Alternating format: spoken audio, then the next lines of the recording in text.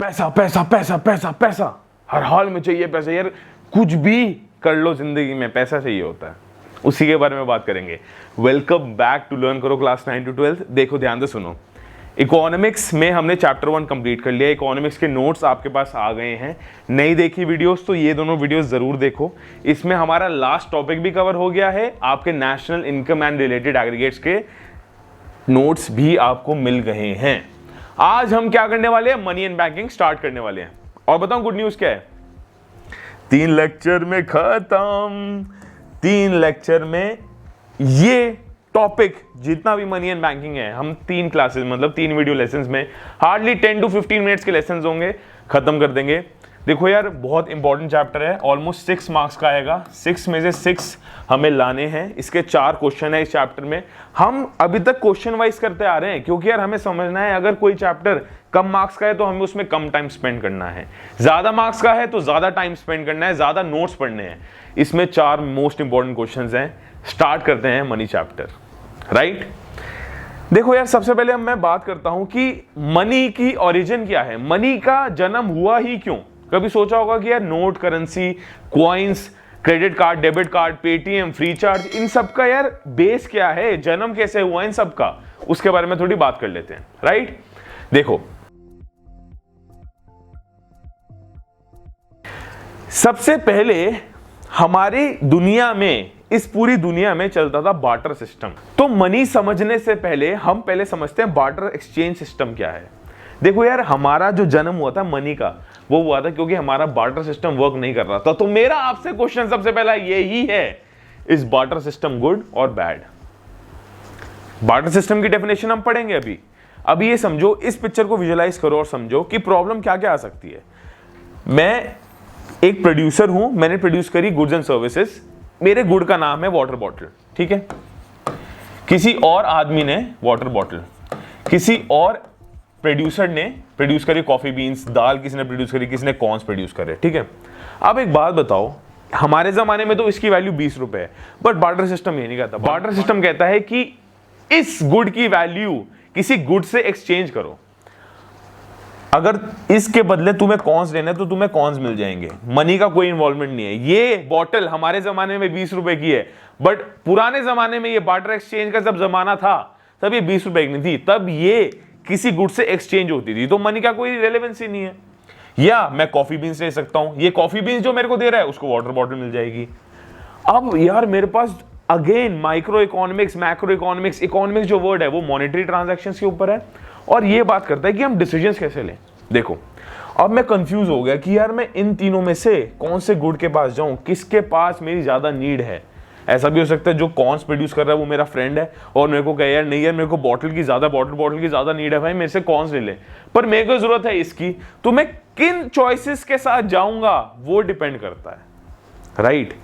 ऐसे ही हम आते हैं लिमिटेशंस पे। यार बार्टर सिस्टम ना बहुत सारी लिमिटेशंस हमारे सामने खड़े करता है। ये तो एक प्रॉब्लम स्टेटमेंट है। प्रॉब्लम क्या है यार, मैं किस डिसीजन के साथ जाऊं, मेरे को 3 बंदे ऑफर कर रहे हैं वाटर बॉटल, मैं किसको दूं ताकि मेरे को इन रिटर्न वो गुड अपना दे सके, एक ये हो गया। तो ऐसे ही मल्टीपल डिसएडवांटेजेस हैं जो बार्टर सिस्टम में आने लगे और उसके थ्रू ही मनी का जन्म हुआ। आज की वीडियो में हम सिर्फ ये बात करेंगे कि what are the limitations of barter system, और बहुत ही इंपॉर्टेंट टॉपिक है, बहुत ही इंपॉर्टेंट टॉपिक है, मोस्ट इंपॉर्टेंट है, एग्जाम में आने के चांसेस हैं। थ्योरी में आपको लिख के आ सकता है कि थ्योरी में लिखिए एग्जाम में कि आपके लिमिटेशंस ऑफ बार्टर सिस्टम क्या है।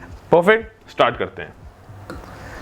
देखो यार पहले बार्टर सिस्टम का, बार्टर एक्सचेंज सिस्टम का मीनिंग समझ लेते हैं। In the beginning of the civilisation, अभी हमने बात करी ना, human needs were simple and limited, people used to exchange goods with each other to satisfy their wants. Money की बात अभी तक नहीं कर रहे हैं हम कह रहे हैं कि जो पीपल थे वो गुड्स एक्सचेंज करते थे to satisfy their wants. Barter exchange refers, अब बार्टर एक्सचेंज की रियल डेफिनेशन शुरू हो गई है। अगर आपको प्रीमिस बनाना है, लेआउट बनाना है, इंट्रोडक्शन क्या होना चाहिए इस आंसर का, वो ये है। पहले हम एक्सप्लेन करेंगे कि बार्टर एक्सचेंज है क्या, शुरू से लेके चलना, इन द बिगिनिंग से लेके चलना। बार्टर सिस्टम और बार्टर एक्सचेंज, बार्टर सिस्टम और बार्टर एक्सचेंज एक ही बात है। It refers to the exchange of goods for goods, बहुत ही सिंपल डेफिनेशन है। It refers to exchange of goods for goods, it does not refer to exchange for goods, it does not refer to exchange of goods for money. It refers to exchange of goods for goods, लिख लो, of goods and for goods, ठीक है, और exchange of goods for goods. पक्का हमें बात बिल्कुल समझ आ गई। एन इकोनॉमी की बात कर रहा है, where there is a direct barter of goods and services is called a barter economy or CC economy. Please note this word, CC, commodity economy, barter system, barter exchange, इसका दूसरा नाम क्या है? CC economy, मतलब commodity economy. For example, when a farmer gives wheat and gets cloth from the weaver in return. अभी आपने पता है आपको इंडिया में भी अभी कुछ ना कुछ barter system चल रहा है, बताऊं कैसे चल रहा है?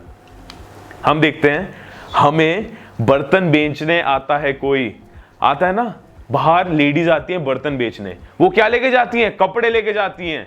तो वो क्या है? वो बार्टर ही तो है, वो अपना बर्तन बेच रही हैं, बर्तन एक्सचेंज कर रही हैं, इन रिटर्न हम उनको क्या दे रहे हैं? क्लोथ्स। तो वो बार्टर सिस्टम है। बहुत बड़ा एग्जांपल है यार, इंडिया में अभी भी चल रहा है, हर जगह नहीं चल रहा, बट हाँ एक सेक्टर है, एक छोटा सा इनफॉर्मल सेक्टर है जिसमें वो लेडीज बर्तन बेचती हैं और इन रिटर्न हमसे कपड़े ले जाती हैं। परफेक्ट। अब नेक्स्ट हम बात करते हैं कि लिमिटेशंस क्या हैं। बार्टर सिस्टम हमने एट द एंड रिजेक्ट करा क्यों? पहली बात तो हमने यहां पे देखा होगा कि यार ये इमेज बनी हुई है, ये इमेज पता क्या है? Online shopping. हम ऑनलाइन शॉपिंग की बात कर रहे हैं आजकल। ऑनलाइन शॉपिंग में मनी बताऊं क्या हो गया? Credit card, debit card, Paytm, free charge, ये सब ऑनलाइन शॉपिंग का जमाना आ चुका है। और आज भी हम बार्टर सिस्टम को समझ रहे हैं कि ये आइसोलेट क्यों हो गया है, ऑब्सोलीट क्यों हो गया, बिल्कुल वर्क क्यों नहीं करा। तो लिमिटेशंस पढ़ना हमारे लिए इसलिए जरूरी है कि किस सिस्टम से हम प्रेजेंट सिस्टम में कैसे आए, वो पढ़ना बहुत जरूरी है। अगर कोई सिस्टम पुराना खराब होगा तभी तो हम नए सिस्टम पे जाएंगे, कुछ पुरानी चीज खराब हो रही होगी तभी तो हम नई चीज परचेज करेंगे, नई चीज पर शिफ्ट करेंगे। तो हम ऑनलाइन पे शिफ्ट कर चुके हैं, क्यों? Because they were limitations. लिमिटेशंस पे बात करते हैं, लिमिटेशंस ऑफ बार्टर। परफेक्ट। सबसे पहला लिमिटेशन है lack of double coincidence of wants. आइए समझते क्या है। ये फार्मर है, ये बिल्डर है। अभी तो हमने समझ लिया कि यार एक फार्मर को एक बिल्डिंग खरीदनी है, इस बिल्डर को जिसने बिल्डिंग बनाई है उसको फार्मर से वीट चाहिए या जो भी फार्मर प्रोड्यूस कर रहा है वो चाहिए, ये तो समझ आ गया। पर यार ये केस बताऊं कब वैलिड है? ये सिर्फ तब वैलिड है जब फार्मर को रियलिटी में बिल्डिंग चाहिए हो और बिल्डर को भी फार्मर से वीट चाहिए हो या जो भी उसका प्रोडक्शन हो वो चाहिए हो। बट रियलिटी में ऐसा होता नहीं है।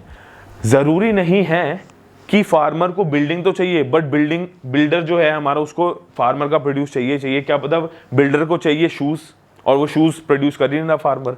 तो क्या हुआ? जो डबल कोइंसिडेंस ऑफ वांट्स है, कोइंसिडेंस मतलब दोनों की वांट्स सिमिलर हैं, मुझे आपसे कुछ चाहिए, आपको मुझसे सेम चीज चाहिए, तो हमारे बीच में कोइंसिडेंस ऑफ वांट्स आ गया। बट इसको क्या बोलते हैं? Double coincidence of wants. But वो नहीं, वो हर जगह मैटर नहीं करता, वो हर जगह एग्जिस्ट ही नहीं करता।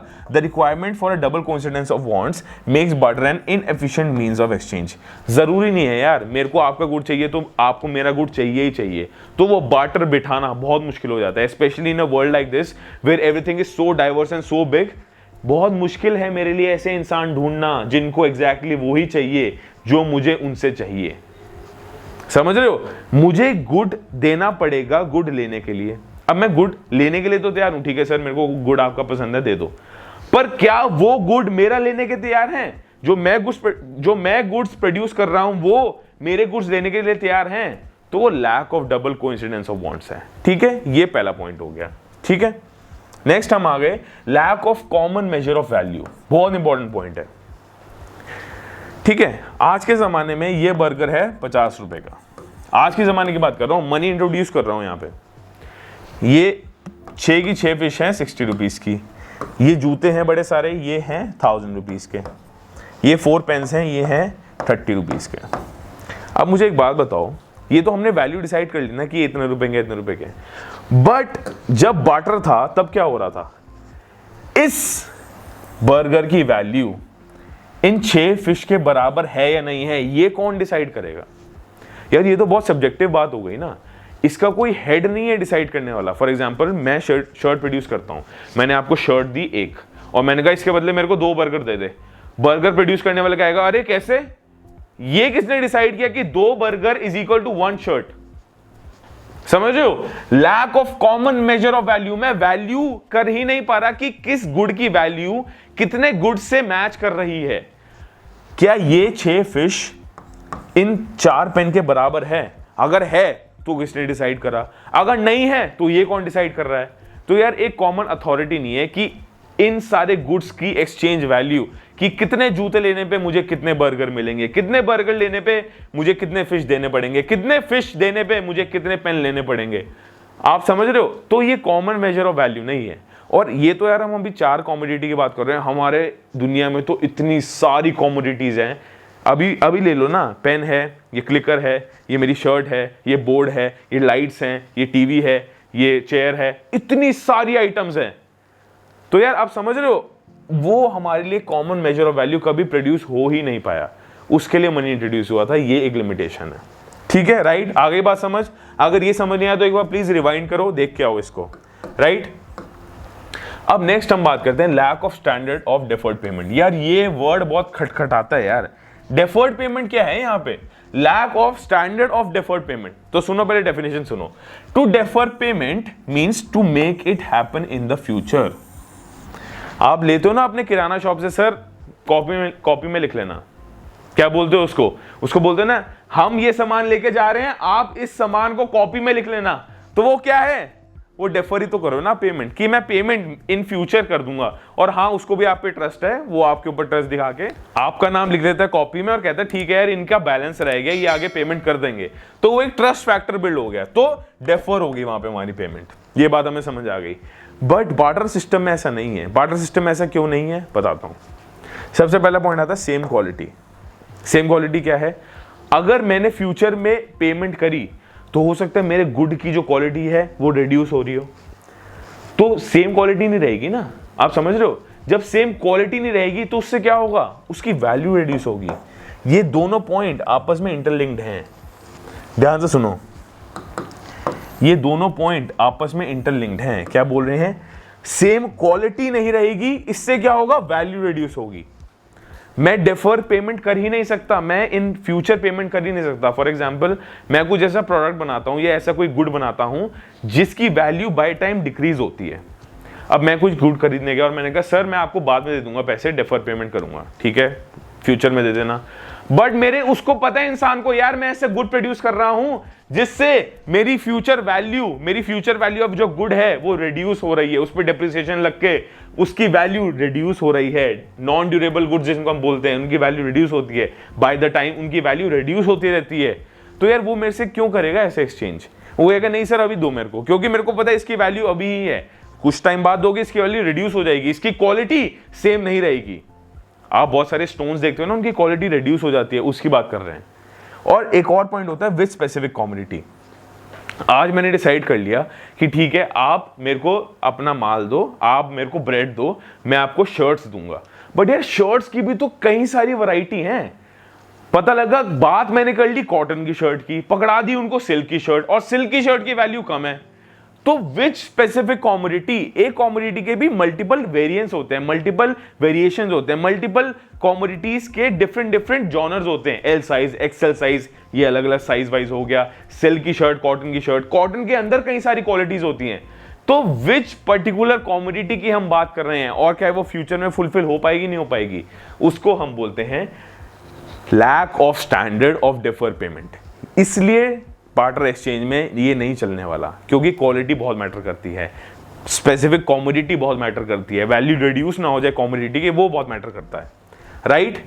लास्ट पॉइंट पे आज हम आ गए हैं, वो पॉइंट है lack of store of value. बहुत अच्छा पॉइंट है ये, पॉइंट इंटर रिलेटेड है। मैंने आज वीट प्रोड्यूस करा, मेरा प्रोड्यूस जो मैंने करा वीट वो खराब हो गया, तो ठीक है। और आपने देखा होगा ये एक फार्मर है, इसका नाम है रामू। इसकी शक्ल में मत जाना, इसकी शक्ल बहुत सेक्सी लग रही है और बेसिकली इसकी शक्ल ऐसी लग रही है कि ये फॉरेनर है, बट यार इसका नाम रामू है, यही काम करता है, देवबंद के पास काम करता है, इसका खेत है, ठीक है। अब ये भाई साहब कह रहे हैं सर पहली बात तो I can not store my goods for a longer period of time. देखो क्या बोल रहे हैं, I can not store my goods for a longer period of time. Why? Because इनकी वैल्यू खराब हो जाएगी। क्या बोल रहे हैं? स्टोर ऑफ वैल्यू है ही नहीं। आपने देखा होगा बहुत सारे गुड्स जब आप रखते हो कहीं तो यार उनकी वैल्यू रेप्लेनिश होती है, रेप्लेनिश मतलब डिक्रीज होती रहती है, जो हमने पिछले पॉइंट में भी बात करी है। तो यार जब मुझे एक चीज प्रोड्यूस करके एकदम बेचनी है ना, उसमें टाइम लगेगा। अगर फार्मर को वीट प्रोड्यूस करना है तो उसको 3 मंथ्स वेट करना पड़ेगा। जब वो 3 मंथ्स वेट करेगा तो उसके पास मान लो कुछ आया, उसने कुछ प्रोडक्शन करी। अब वो प्रोडक्शन सारी की सारी थोड़ा एकदम बेच देगा यार, एकदम मुझे सारी चीजें नहीं चाहिए होती दुनिया में, मेरे को टाइम बाय टाइम चाहिए होती है। आज आपकी डिमांड कुछ और है, कल कुछ और होगी, परसों कुछ और होगी, अभी आपको खाने में कुछ चाहिए, शाम को कुछ और चाहिए। तो यार आप अगर किसी और से गुड्स ले रहे हो, आपको गुड्स देने पड़ेंगे, बट जरूरी नहीं है कि उस समय आपका गुड एकदम रेडी हो। तो आपको वैल्यू मतलब स्टोर करना पड़ता है, स्टोर ऑफ वैल्यू करना पड़ता है, स्टोर करनी पड़ती है अपनी चीजें, ताकि आप उसको फ्यूचर यूज में कर सकते हो, राइट। अब इसका एक छोटा एग्जांपल लो। छोटा एग्जांपल क्या है, आप चिप्स का पैकेट खाते हो, चिप्स खाते हो ना, उसमें आपको क्या लगता है कि चिप्स अभी अभी बन के आए, अभी अभी बने हैं जी चिप्स, फैक्ट्री से निकले एकदम पैक हुए आपके पास पहुंच गए? नहीं, वो मैन्युफैक्चर किसी डेट पे होते हैं, आते हैं आपके पास किसी डेट पे हैं। आप उसको 10 दिन बाद भी खरीद सकते हो, 12 दिन बाद भी खरीद सकते हो।